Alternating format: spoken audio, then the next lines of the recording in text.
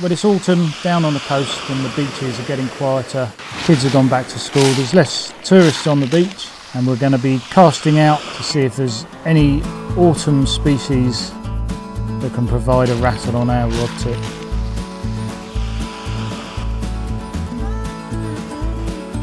In some very changeable conditions actually,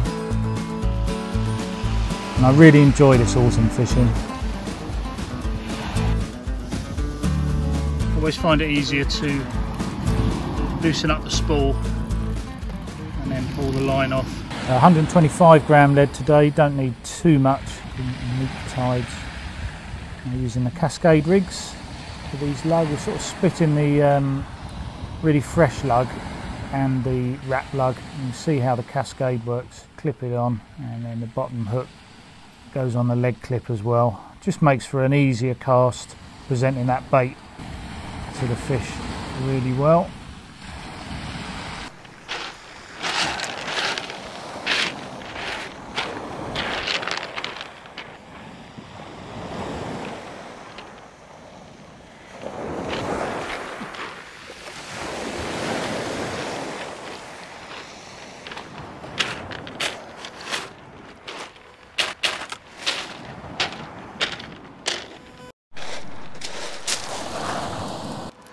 Right, that's it, 2 rods in.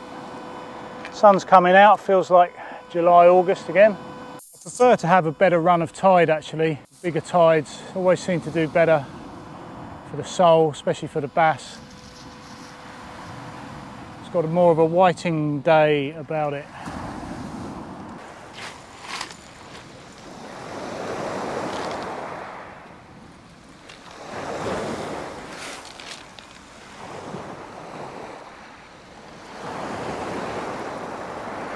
Well, it's nothing massive. I saw it tapping away there.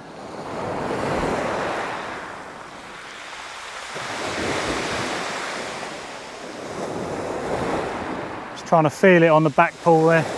It's not a thumping great fish.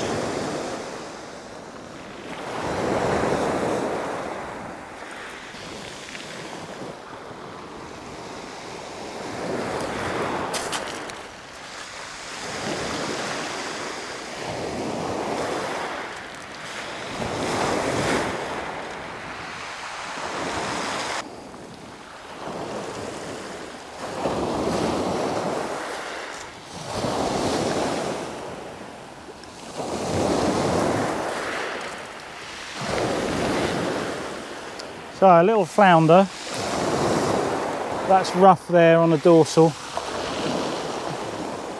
straighter dorsal there than the dab. Dab's got a pronounced sort of arch to it, but a little small, we'll put it back. A little flounder, it's always nice to beat a blank, isn't it? Rebait, same bait on again, try again, see if there's lots of flounder, no flounder or something different. So we've got 2 types of bait here. We've got the fresh lug, it's the wriggly stuff, and some gutted and wrapped lug as well. That wrap lug is easier to get on the hook. Try not to burst the sides like I've done there, and thread it along. No need really for a baiting needle here, and then pinch the end off. You can use the tail hanging out, but I like to just nick it off. Usually means that you're more likely to set a hook.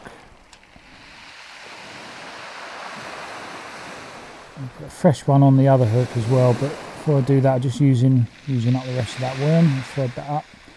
You see I put the bait stop as well out the way, and we move that bait stop down once it's on. So this is the fresh lug. Again, you really try not to burst the worm.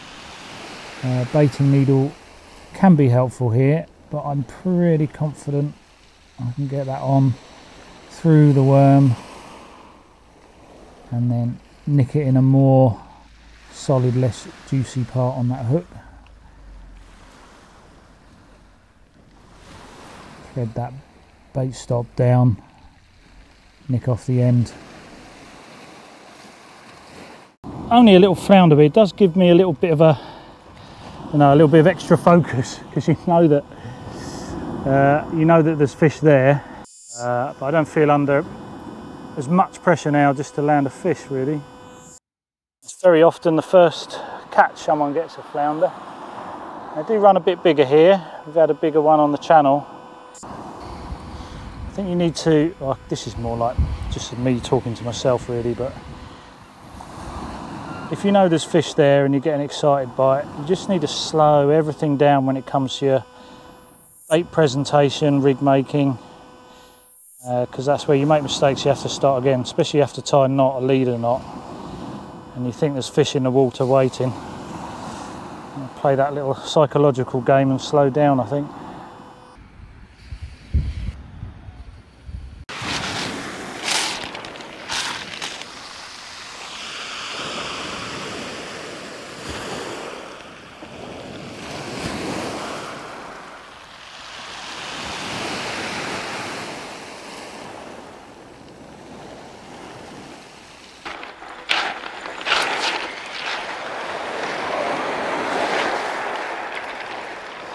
Oh, this is solid, I suppose. Possibly another flounder.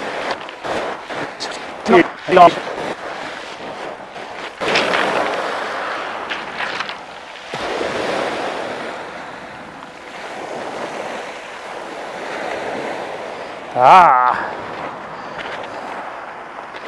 it is a flounder.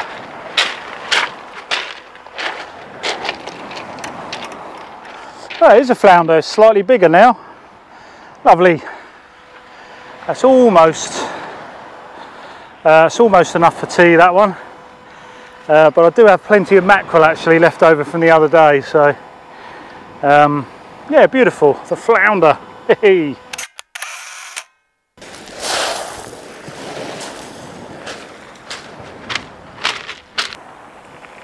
Pulley panel. Just a squid on there for now.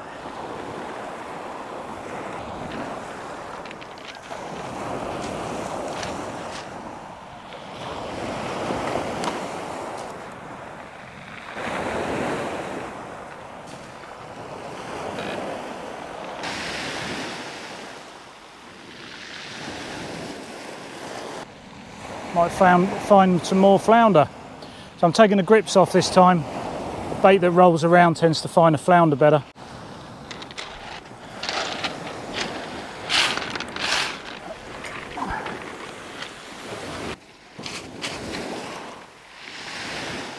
That last bait's just come back in, totally clear, totally stripped. I don't think it's spider crabs, but remember we were rolling that lead in the tide, so maybe that made a difference. For this cast, I've clipped it down and we'll go back to how we first started, see if it makes a difference. I did miss a little bite as well on that last one, annoyingly. Don't like using that off the ground cast when I'm using a cascade rig. Always seems to ping those little clips. Just got to make sure those cascades are on just before you cast. Starting with the top one into the next one. So I do like a half swing, like a half pendulum. You can't do a full pendulum with these sort of rods. It's also a busy-ish beach, so I don't want any power cast. Push the rod out, back here, punch through. The rod does all the work really. And to get that sort of power with a pendulum cast, 6-ounce lead and a traditional beach rod, you have to put far more effort in. I'm getting old. It's the easy life.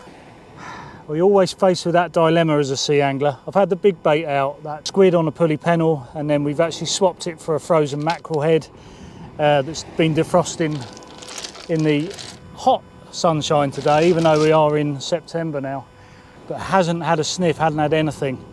You only need one moment to catch those big fish, and I should really persevere, but I'm not going to. I'm going to change round, put the lug up. We've got some lug to use up, and this heat's going to kill this lug. I'm not taking any home. So we'll double up on the lug and the cascade rigs, I think.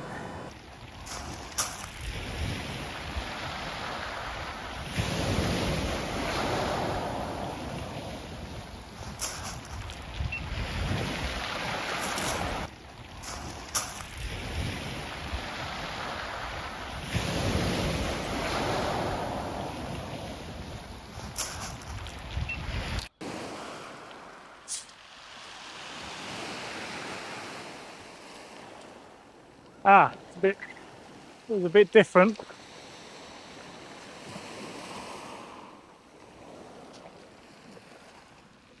A good initial take there.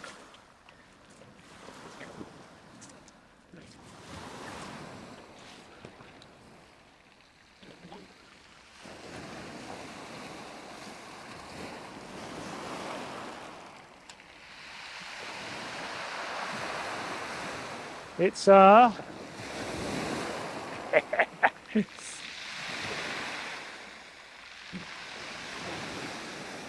it's a bass.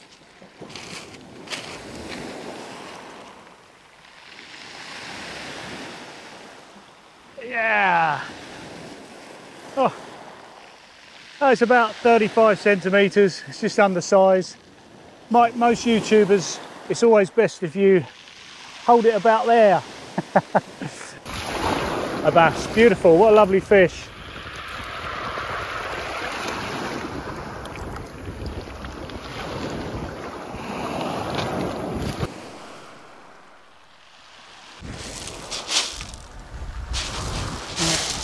That was a little rattle there. Not sure. Certainly is small if it is something. No. I think when you've dragged it in this far, you might as well bring it in. Well, you can see this one go, but there's a bit of weight on it. Hopefully, this is another fish. Maybe not. Down there, look.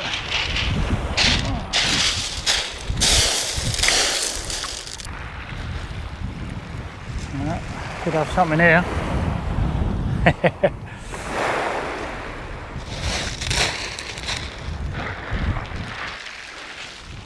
Oh, it's another flounder.